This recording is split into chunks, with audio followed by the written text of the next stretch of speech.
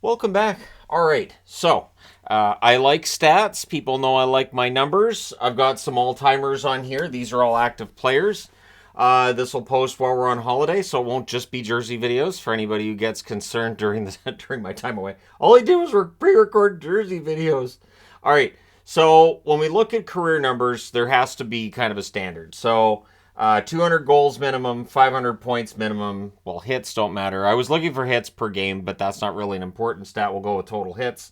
And then save percentage over a career. It's a 200 game minimum for that. Because otherwise, you're going to have players who have a very good run over 100 games, maybe ending up on a chart where, I mean, realistically, they probably shouldn't be. So when we're looking at goals per game career, Austin Matthews currently is the leader in the National Hockey League.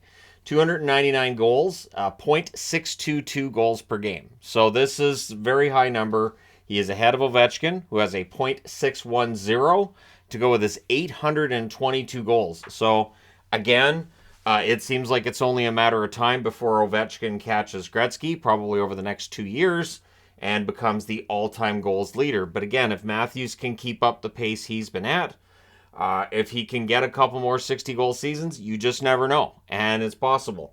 Connor McDavid's right there, 303 goals in his career, but goals per game, 0.533, very impressive. Stamkos, 0.513 in his 515 goals, which again, feels like with Stamkos, you need to mention, if not for injury issues, that number is probably going to be more towards the McDavid number than it is.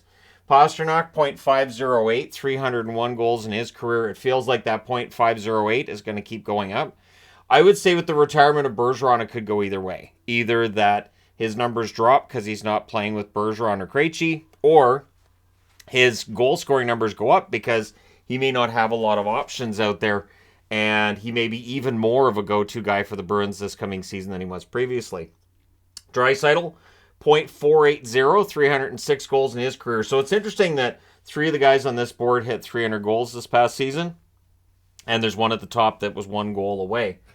So he'll get that early in the season. Sidney Crosby, 462, like 0.462 is his goals per game number, 550 goals. He currently is the leader in goals scored career-wise outside of Ovechkin. I believe Crosby's number 2. Ovechkin, obviously, number 1 with easily. Rantanen, 0.449 is his number for 220 goals in total. Kyle Connor's got the lowest number of goals for anybody on the board with 209. His scoring rate, 0.448 goals per game. And then you've got Malkin, 0.443 with his 471 career goals. So 29 goals this year would get Malkin to 500, which would be great.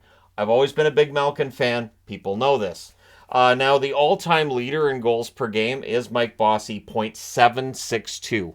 And I've talked about that before. I still think that Bossy, Gretzky, Lemieux all have their place in the all-time greatest goal scorers.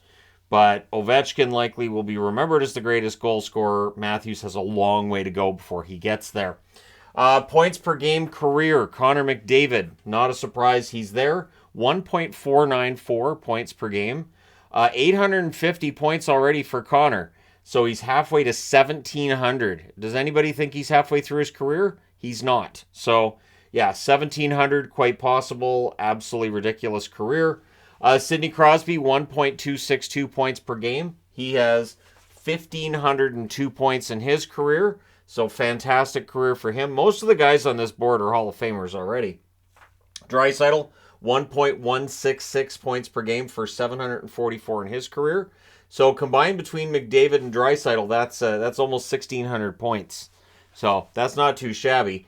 Malkin, 1.156 points per game for 1,229. Kucherov, 1.132 points per game for 729. 729 points altogether.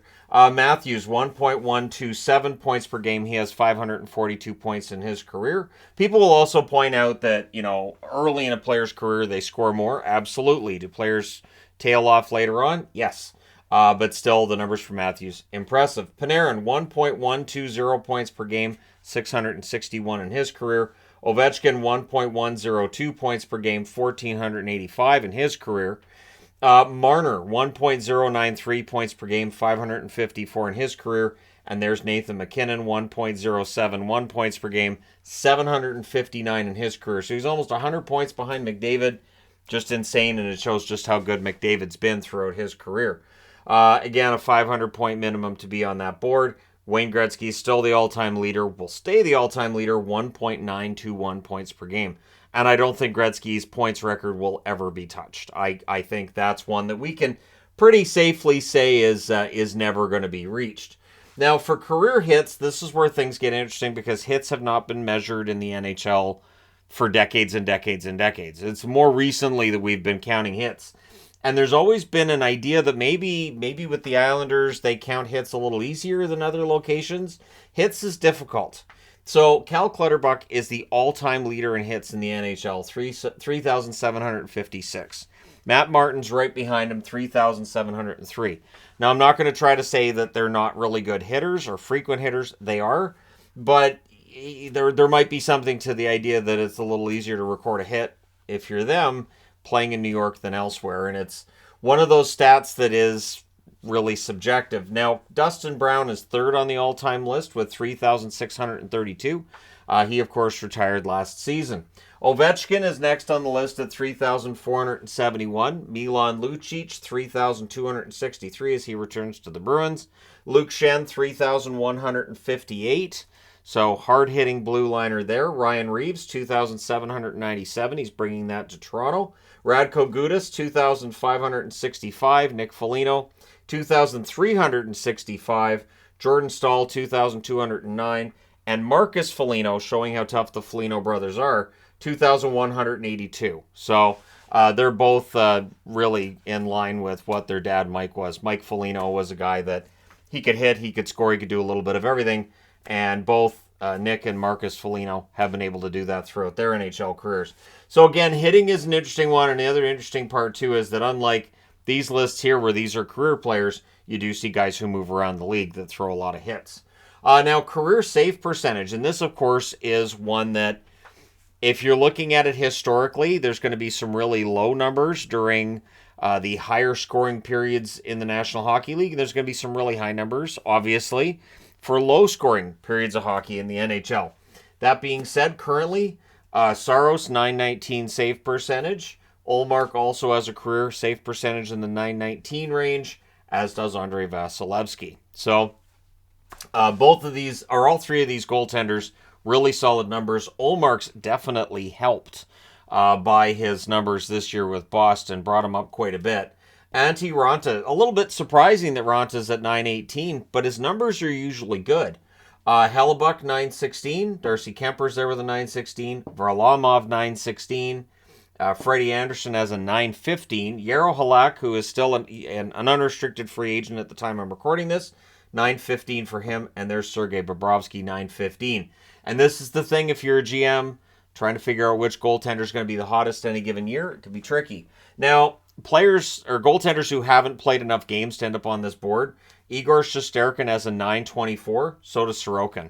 So Sorokin and Shesterkin are right there neck and neck with one another. Sorokin a few more games played in his NHL career than Shesterkin. And in the goalie video I did, top 10 goalies, I like both of them a lot.